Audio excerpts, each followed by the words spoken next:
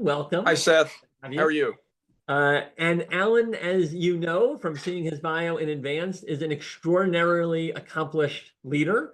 I'll just give the brief biography. He is the founding president of the Wall Street Journal Leadership Institute, which was established to provide peer learning opportunities for corporate executives.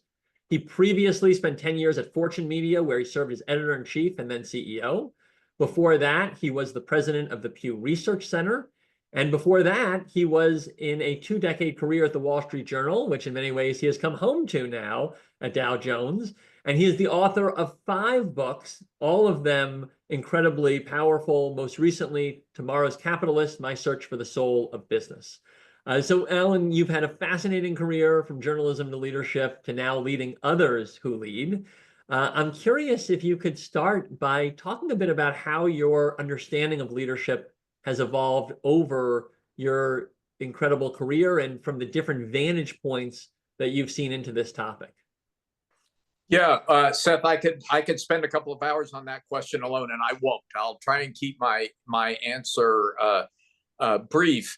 But let me say, I do think over those 40, 50 years, there's been a profound way in how you lead large organizations. You know, the 20th century corporation, the 20th century organization was kind of an information hierarchy. And there were people out in the field and all the information went up to the top. And then the people at the top sat in the boardroom and came up with a strategy. And then all the information came back down. They said, we're going to tell you what to do.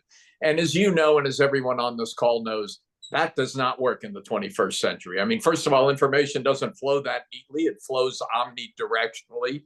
Second, things are moving so fast, you really don't have time for that kind of a process to take place. And so the over hundreds of conversations with leaders over the last 10 or 20 years, you know, what you hear over and over again is a version of, my job has become much less about telling people what to do and much more about setting the context, setting the values, setting the North Star, setting the culture that enables them to do the right thing in the moment, because they're going to have to make the decision on the spot. Because if you wait for it to go to the top and a strategy to be formed, you lose. So I think the change over the period of time I've been watching it is really profound and has lots of ramifications that I'm happy to talk about at length.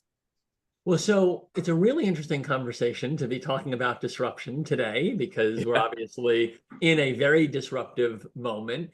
And I'm curious if you could talk a little bit about whether you see this moment of disruption as fundamentally different from past periods of challenge. Because, you know, if we were to look at the last 50 years, people in leadership have constantly said it's getting more dynamic, or it's getting, you know, more omnidirectional. Is there something unique that you feel like is taking place in the last decade? What does that look like? Why? I'm curious to dig into kind of how you're seeing that change. And certainly information is one piece of it that you've described. I'm curious if there are others. Yeah, I would say 2 things, but probably many more, but 2 that stand out to me. One is just the speed of change. I mean, if you think about what we've been through in the last 5 years, it's kind of mind-blowing, right? You have this pandemic, and all of a sudden, within a week, everybody goes home and has to learn to work from home. You have the George Floyd killing and the uprising of worker voices that CEOs felt they had to respond to. Then you have trying to get everybody back from the pandemic, the invasion of Ukraine, and the sudden decision to pull out of Russia. And I haven't even gotten to the technology piece of it. I mean, generative AI is my favorite example. In November of 2022, or say October of 2022, most of the CEOs I spoke with had never heard the words generative AI.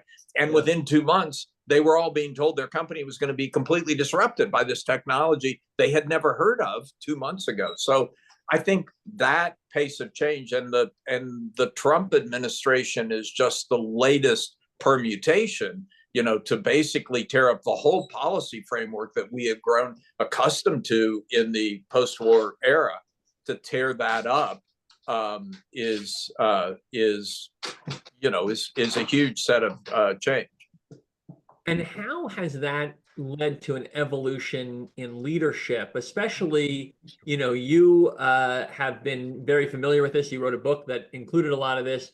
We tried to move toward kind of a stakeholder capitalism, lots of Yeah. different places, lots of different leadership styles. And now things are changing so quickly, it kind of requires more almost instant decision making.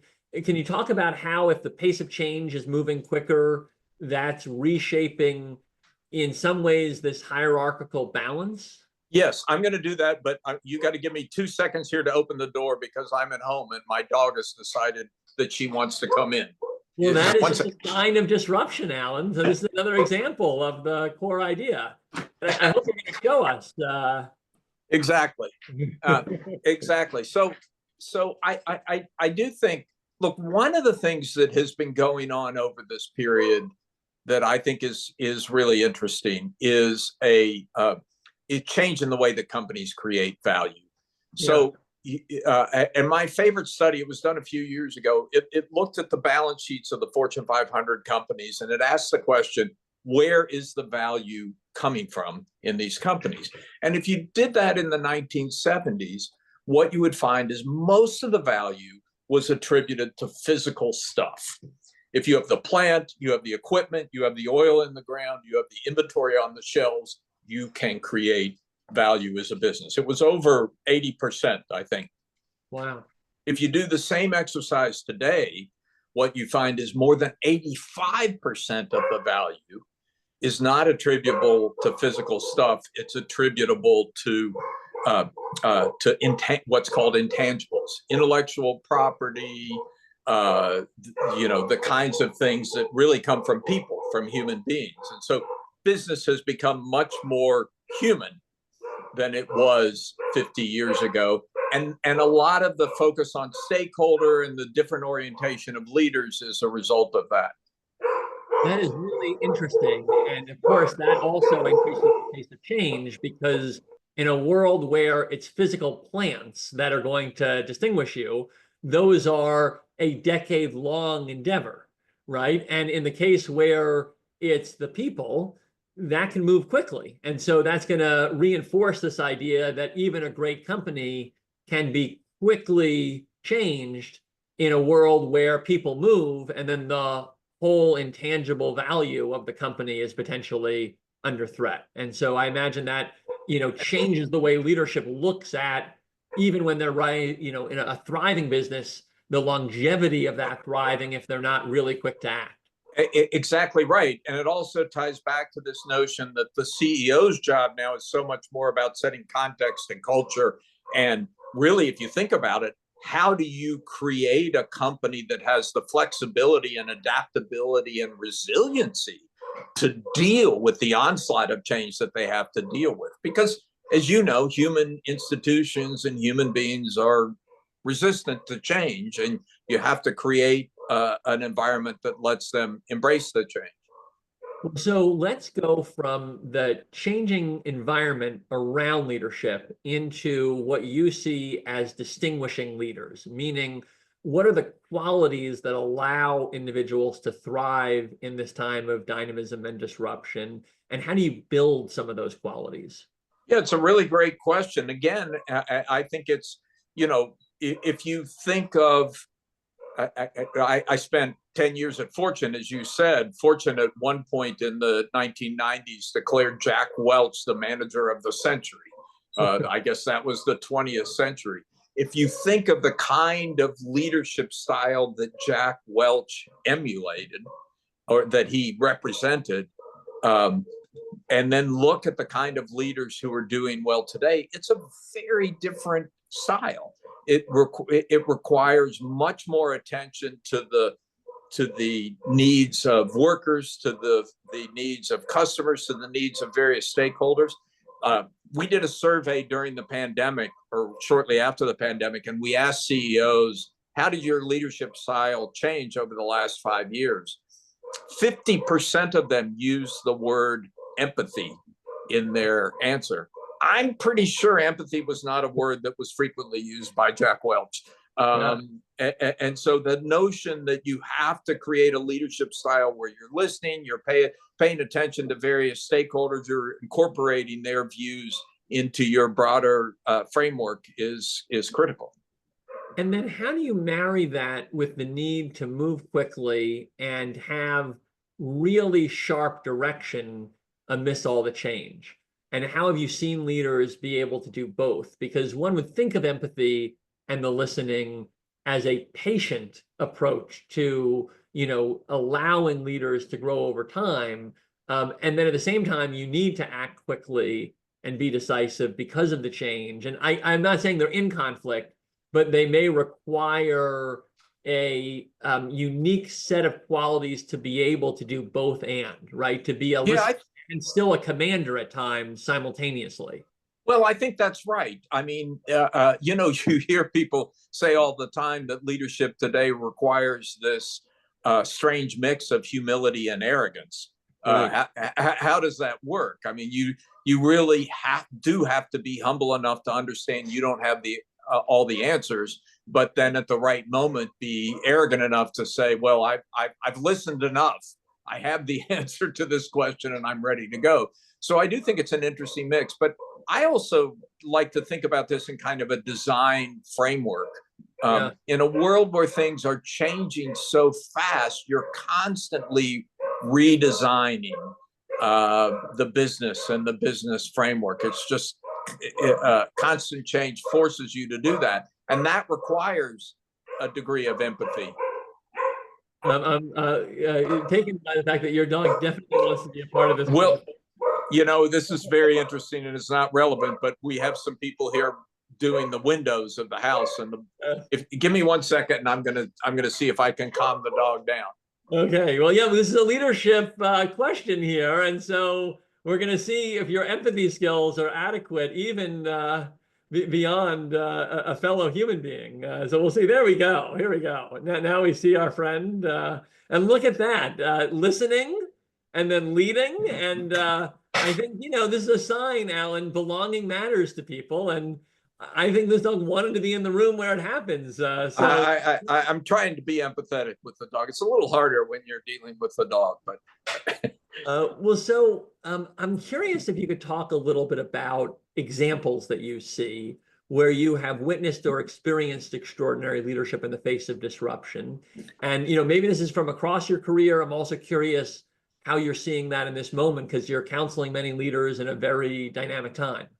Yeah, well, I'll give you a couple of very prominent examples that I've paid some attention to. I mean, one is the extraordinary change that Satya Nadella brought to Microsoft in the handoff from Steve Ballmer.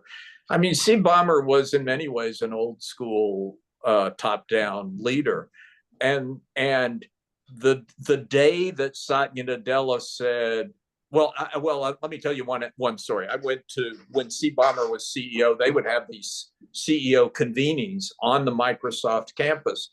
And I remember going to one, I was invited to one to speak and moderate around the time that the iPad came out. And all of us very quickly snapped up iPads, right? This is cool. I got my iPad with me. I'm gonna. And so I had my iPad. Many other CEOs had their iPads when they went to the Microsoft campus. And we get there and start to walk in and told you check that iPad at the door. You cannot bring an iPad. And we're going to give you this very clunky device to use when you're in our meeting, but you can't take your iPad in. And it was like it was a typical moment of Microsoft of that era, but it was also kind of a shocking moment. You're really going to take away my iPad, and they did.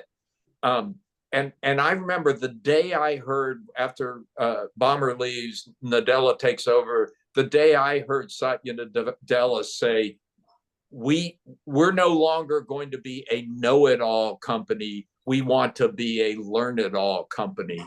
I thought that was a pretty interesting moment for the kind of leadership we're talking about. And it wasn't just superficial. I mean, it influences everything that he did to transform that company and frankly bring it back to life. It's kind of remarkable that it has survived the way it has.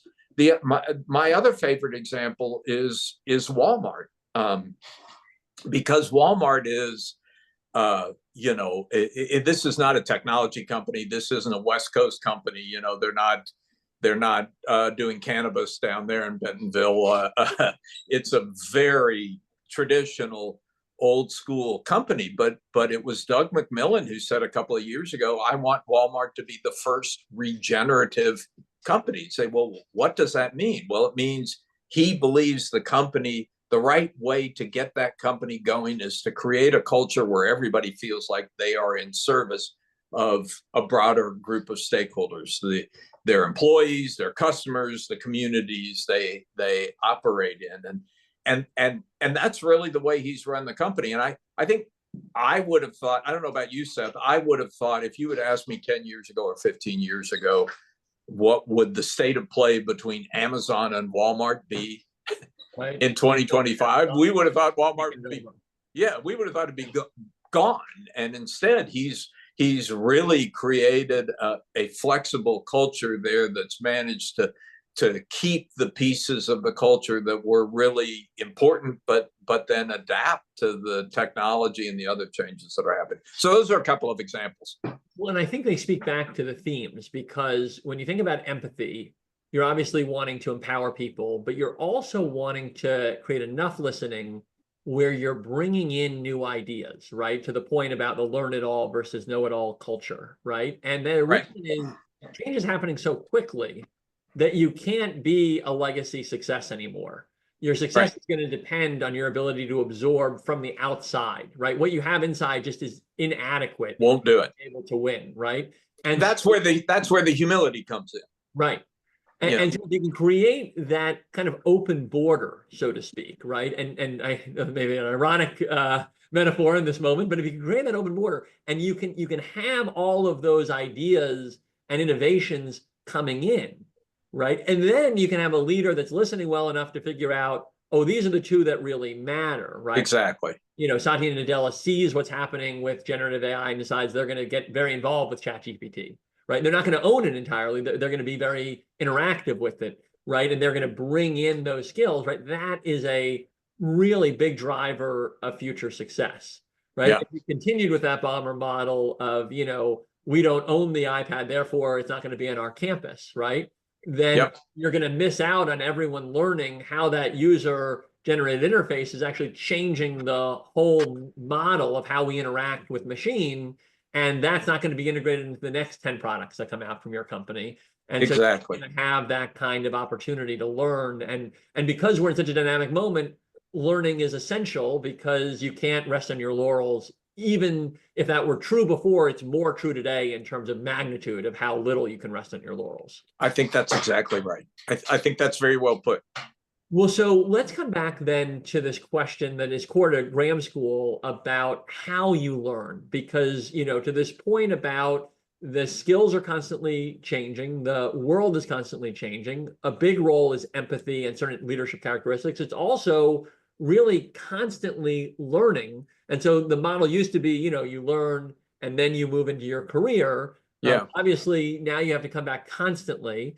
You do a lot of that at Wall Street Journal Leadership Institute because you're doing convenings. You also see a lot of executives who are learning in other ways alongside that peer and cohort-based process. Can you talk a little bit about how you counsel leaders around what is their learning agenda look like? Because that's more robust in a world that's so dynamic for all the reasons we've talked about. Well, first of all, I completely agree with you. I mean, the continuous learning challenge that all of us face every day in our lives has become huge. I mean, again, generative AI was a great example of that. It just exploded and is now transforming corporations, and you got to figure out what it is and how it works and what its strengths are and what its weaknesses are, or you'll be run over in this marketplace. So how do you do that? I do think I applaud what you're doing. I think the traditional educational system isn't very well set up for that, because it was based on this notion, oh, come here for 2 years or 3 years or 4 years, and we'll prepare you for the next 30 years or 40 years. Well, that model doesn't work. Then we tried for a while this kind of Coursera totally digital model. We're going to have all these great lectures and great courses, and we're going to have a great bucket of content out there, and you'll have access to it. Your company will subscribe to it, and just go there and you can learn everything you need to learn. Well, we now pretty much know that doesn't work either, because it's too much. People don't know what to do with it. And what, the completion rates are tiny, right? You may say, oh, I need to know about quantum computing, and take the first lecture, the second lecture, but it falls off pretty quickly. I spent a lot of time, worked pretty closely with a company called 2U. I can't remember if Chicago worked with 2U, but that's my knowledge. But we know them. They're an online program manager, and they do a lot of the marketing for higher ed and beyond. They also do some program development. Yes, and have run into some financial problems, but they grew pretty quickly, bought edX. But financial problems aside, I think their model was right, which was they understood that learning is a social endeavor, and that people learn it in cohorts. They don't really do a very good job learning on their own. And so they created virtual classrooms and virtual cohorts to do learning. I think that's the right model. And I think the way we're thinking about our audiences is their learning needs are as great or greater than anyone. But they don't have time to go back to school. And frankly, Seth, a lot of traditional education is pretty inefficient in terms of its use of your time. So they don't have time to do that. They don't have time to spend 30 hours watching a Coursera course. And so what we're trying to figure out is, well, can we help them come to terms with these new developments in a very both time efficient form, but in a form that lets them interact with true peers and share learnings. They say, well, here's how I'm dealing with it. How are you dealing with it? Let's exchange views and see if we can't come to a common place. That's the core of the Wall Street Journal Leadership Institute. Well, so we're going to come to questions from the audience. So I'll just encourage people, if they have them, to begin chatting them in. I want to talk a little bit about people that are thinking beyond this chapter of leadership with you, Alan. And I know you're also counseling a lot of executives who are kind of finishing their trajectories and thinking about what's next. And as you know, we at the university are very proud to have a Leadership in Society initiative devoted exclusively to that topic of, what comes after your longstanding career. And I mean, we've talked about this before. People are not just thinking they want to necessarily golf, even though that may be part of their next chapter. They're thinking, I've built up all these skills. I want to do something really meaningful with them. How do you think about that question that so many are asking? That, in a world of longevity and especially health spans that have increased for many people that have some of the privileges that these, accomplished individuals have.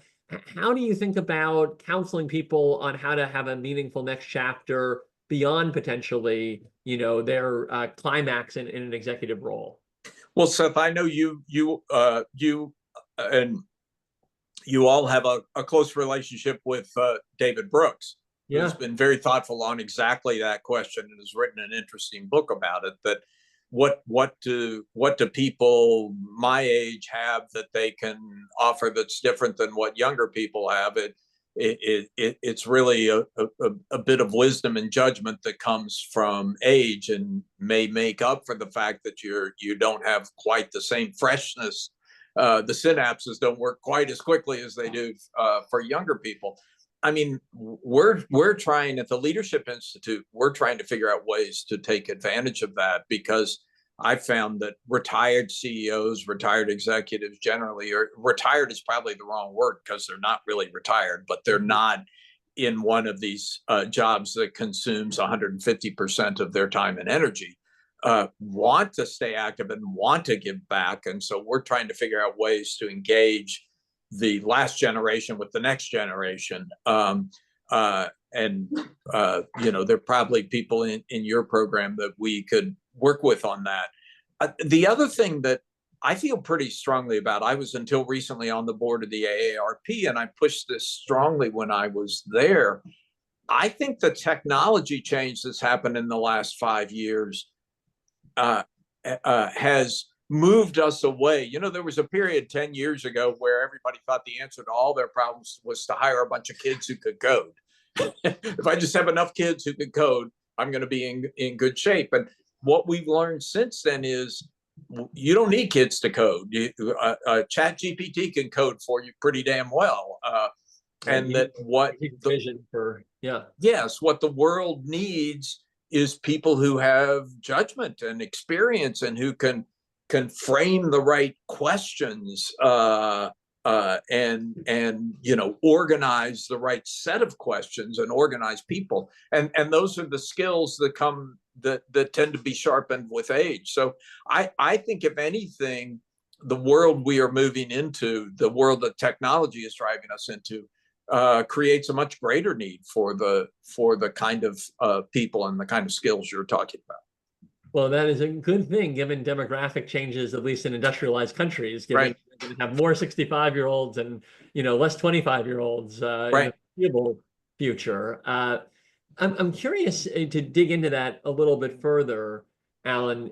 If you can speak to how you see this kind of set of changes really enabling, in some ways, this, we often call it the encore chapters. And to your point, there's really strong fluid intelligence earlier in your career because you can see all the possibilities. You haven't been shaped by all of those life experiences. And later, often you have really good crystallized intelligence because you've actually gone through and tried things and had failures and had successes. And those have begun to tell you a bit about your judgment capacity. And, you know, fluid intelligence can be really good in disrupting because you actually are not jaded, so to speak, by what's worked or what hasn't in the past. So an idea that may now be right, but that hasn't worked 10 times before, you'll see with possibility, where someone who's tried it 10 times and had it not go well, they'll say, well, this doesn't seem like a great idea because I've done this throughout and this hasn't worked, right? On the other hand, when you're placing bets and you're trying to figure out, you know, where to go, that crystallized intelligence can be really useful. I mean, I'll just quote the Wall Street Journal that there was a great story about how the most successful entrepreneurs, when they looked at this statistically, were actually the older entrepreneurs, much surprised. And what they found was that the younger entrepreneurs were the ones behind these absolute, like, path-breaking, like the Facebooks and the things that were entirely changing the way we do things. But the everyday entrepreneurs that were just solving problems, so to speak, without entirely changing the whole nature of the world, those were overwhelmingly by these older entrepreneurs, which is a big surprise to people that, you know, that would actually be the quote unquote safer bet in these systems. Yeah, I think I think you're absolutely right, Seth. And then if you match that with what's happening in technology, I mean, there have been any number of studies that show that generative AI tools, ChatGPT, are much better, much faster to replace the tasks that are done by younger people. I'm not talking about the person who's going to win the Nobel Prize, but I'm talking, you know, I'll give you my personal example. I left Fortune as CEO roughly a year ago now, and I had 5 months, kind of 5 months sabbatical. Part of this was tied to a non-compete agreement. I knew I was coming to Dow Jones to form the Wall Street Journal Leadership Institute, but my non-compete said I couldn't talk to anybody about it. So I was literally contractually prohibited from talking to people about what I was going to do. So the only conversations I could have were with Gemini and ChatGPT. And so I had these, you know, I'd say, look, I'm thinking about doing this. What do you think of this strategy? Where do you think the holes were? And it was very similar to what happens if you have a young McKinsey consultant at your side. You get some really good, fresh, interesting ideas. You also get some really bad ideas, and it's up to you to distinguish between the fresh, interesting ideas and the bad ideas. And so I think that's why I think technology is actually going to accentuate those changes that you're talking about, that put a greater value on experience and judgment, and the technology is probably going to do more of the the creative connecting of the dots that we used to associate with younger workers. Well, so I want to come to some of the questions that are populating our chat, Alan. We have one from Brenda asking if you can comment on the content used for leadership learning and where it is today versus what it used to be. So how would you describe the change in the way that we are teaching, so to speak? And I know teaching is maybe not the perfect word because you're curating in many ways and building cohorts and community around this, but how would you describe the change in leadership development from a generation ago to what it looks like today in what you're building? Well, I think this gets back to the pace of change, which is if you wait for the traditional engine of pedagogy to understand, for instance, how the pandemic changed the way people lead, or how some of these other changes that I'm talking about change the way people lead, you're going to be too late. You're just going to be behind the curve. You can't really wait. And so the principle that we're building the Wall Street Journal Leadership Institute on is that the best way to capture that is to get the people who are the practitioners, the people who are in the field now, the people who are doing it now, and to quickly capture that and feed that back to the next generation. So that's the way we're thinking about it. That's why so much of our effort is focused on peer exchange. We have another question here, which is asking, I guess, about leadership philosophies. In the 80s, they write, we thought about total quality management, which had worked well in Japan. What is working now and where? Is there a similar kind of way of framing the philosophy of leadership now as almost a formula? I think there are a lot of people who have tried to do this. And you'll see a bunch of thinkers, from the most popular, somebody like Brene Brown, to who wrote Humanocracy? Gary, do you know the book Humanocracy? I'll think of it in I don't know the author by name. Yeah. I'll think of it in a minute. One of our members here. I think somebody will throw it into the chat. I think there are a lot of people who are trying to get at this. What does a more human approach to leadership look like? A more empathetic approach to leadership look like? A more empowering approach? Gary Hamel, thank you so much, Brenda. That's I think Gary Hamel has been in the lead on this, and right now there's an interesting experiment going on at Bayer in Germany, where Gary Hamel's ideas are being placed into practice, and creating a management structure that's much flatter, that attempts to create that kind of human-centered, fast adapting leadership style. But I don't think anybody's quite cracked it yet. So I can't think of anything that ranks up there with total quality management that explains the more empathetic approach. I'm fascinated by experiments like the one at Bayer to see if a model emerges that others will quickly emulate. But I think most leaders today would tell you they know that the old rules don't work, and they're grasping at figuring out what the new rules are. So we have a question about how you build empathy here. So, it makes sense as something that would be incredibly valuable in this time, but it's one of those things that is very different than, total quality management or Six Sigma, in terms of you don't really train people to be empathetic, since, I think the idea of empathy suggests some inner workings as well as skills. How do you think about building empathy? And it's a very interesting question. I mean, what does it mean? It means you have to be constantly curious. It does mean a degree of humility. You have to, as a leader, you have to realize it's not your job to have all the answers. It's your job to help people find the answers. And so it is a more humble approach, and it's a lot of listening. It's a whole lot of listening. I mean, an interesting piece of research that I would love to get my hands on, or I would love for someone to do, is to look at how the CEO of a Fortune 500 company today spends their time compared to 30 years ago. Yeah. But I'm pretty sure, based on my anecdotal experience, that what you'll find is much more of it is listening. Much more of it is reaching out to the various stakeholders, internal stakeholders, external stakeholders, and trying to make sure you understand their perspective of where the world is headed, so you can try and bring that together and then communicate it to your own people.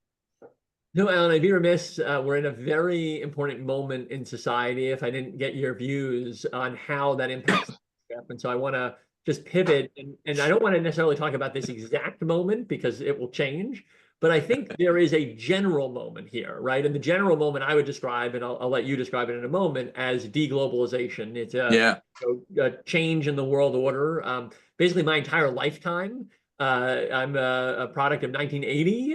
It only got flatter, right? And so Berlin Wall comes down. We are in a moment of growing political and international engagement.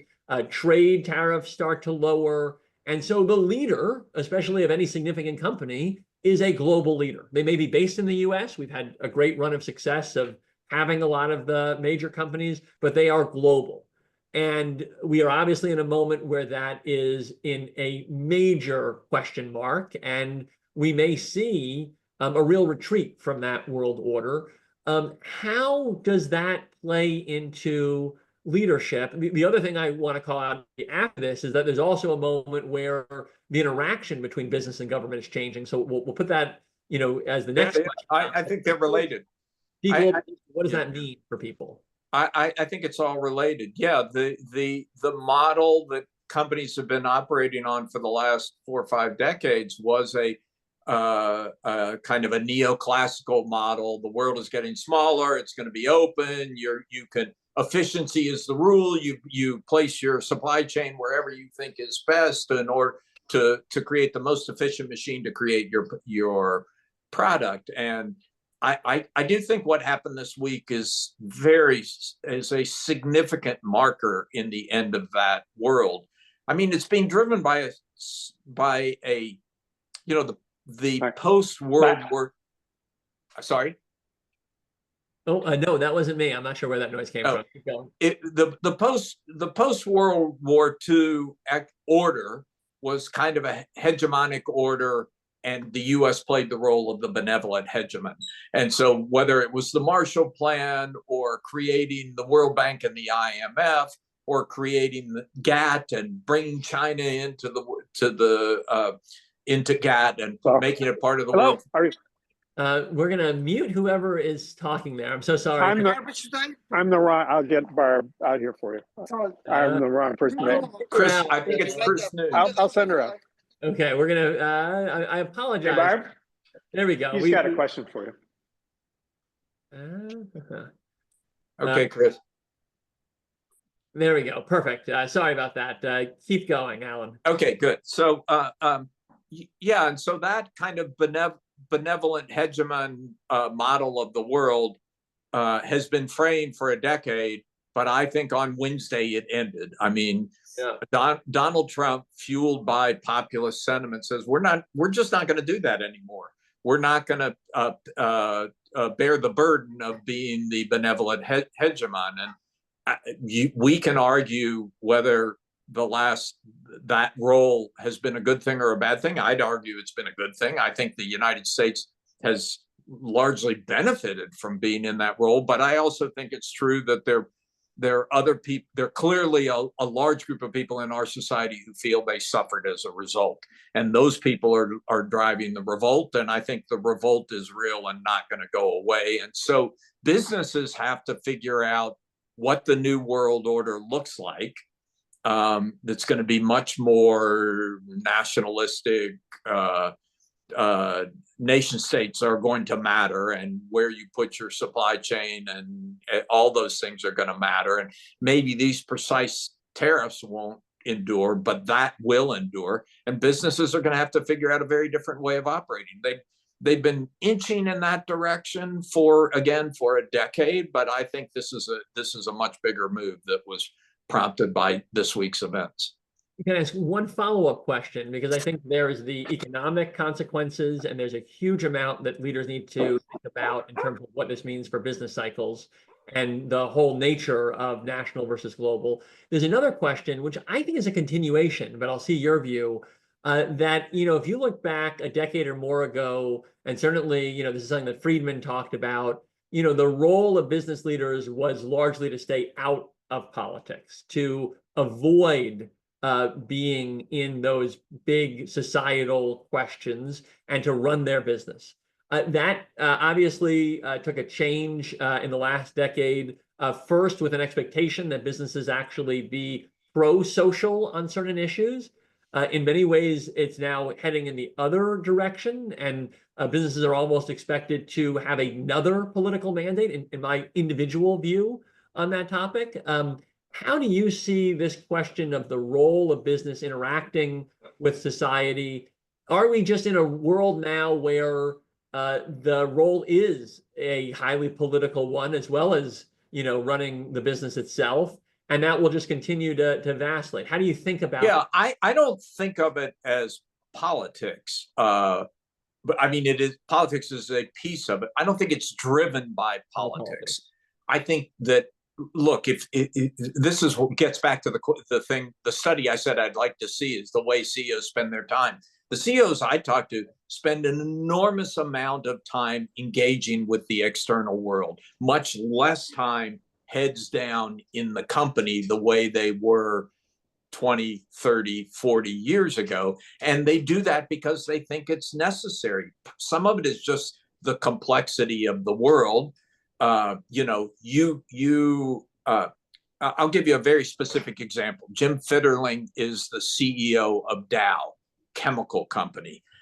He told me he spends more than 50% of his time engaging with groups who are working on plastic recycling or working on climate change. Well, why does he do that? He doesn't do it for political reasons. He does it because he believes the long-term viability of his company depends on solving these issues. That if they're going to be around 50 years from now or 100 years from now, they have to be part of this solution. And by the way, he also does it because his employees want him to do it.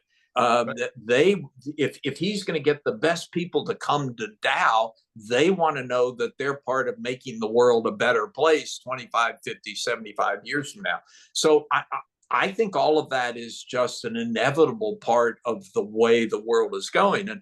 And the fascinating thing about the Trump administration is, even as they're saying, stop worrying about climate, stop worrying about inequality and diversity, they're also forcing companies to come to Washington to negotiate with them. So in a way, the Trump administration is not a repudiation of stakeholder capitalism. It's just one more big, complicated stakeholder. Yeah. Right. No, I think that's what's interesting, is that basically what we've now said is that we are in the stakeholder world. And I think you said it much better, but that this entity in government will be a stakeholder. I think to your point, and I think what you're looking at is the best way to navigate as a leader is to think genuinely about, where does my business interact with society?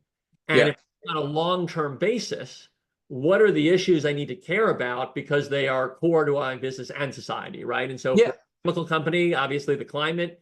If it's going to be a company that's thinking about talent, they're going to have to think about how are they bringing diverse lived experiences and all of these things to build the best company they can. And it is remarkable actually to see, I think, some of the leaders that in my mind are great champions of what you're describing. I think of Jamie Dimon actually not backing down entirely on these issues and just saying, look, I'm running the best business I can. That's why we did this in the first place. That's why we're going to continue to. This, in his mind, was not political. It was just about building the best company he could. And obviously that includes getting talent from all of the potential avenues you can. Absolutely. I think I saw somebody put a note in the chat, diversity is out. I don't think diversity is out for companies, because it's not about, it's about, in a world, this goes back to what I was saying earlier, in a world where the source of value is your employee, the primary source of value is your employees. It's not your plant or your equipment or your oil in the ground. It's, do you have the best employees? You can't afford to not look at the full diversity of talent out there. You'll lose out if you do. So there's a core business reason that companies went down the diversity road. They may have gone too far in some cases. There are plenty of examples of crazy DEI programs that probably didn't make any sense. But the core reason they were doing it was a business reason. They have to survive and thrive in this economy. You have to have the best talent. And if you're going to have the best talent, you can't say we're going to choose all our talent from one small a group of society. So I don't think diversity is out. I think that, the letters DEI at the moment will bring the wrath of the new administration down on you. So maybe we have to talk about it differently. But I don't think that core business force is going away. Well, Alan, this has been a phenomenal conversation. I want to thank you on behalf of the university for visiting with us virtually. I want to thank you for what you're building in leadership, because I think there's never been a more vital time to have leaders who are empathetic and ready to navigate changing waters.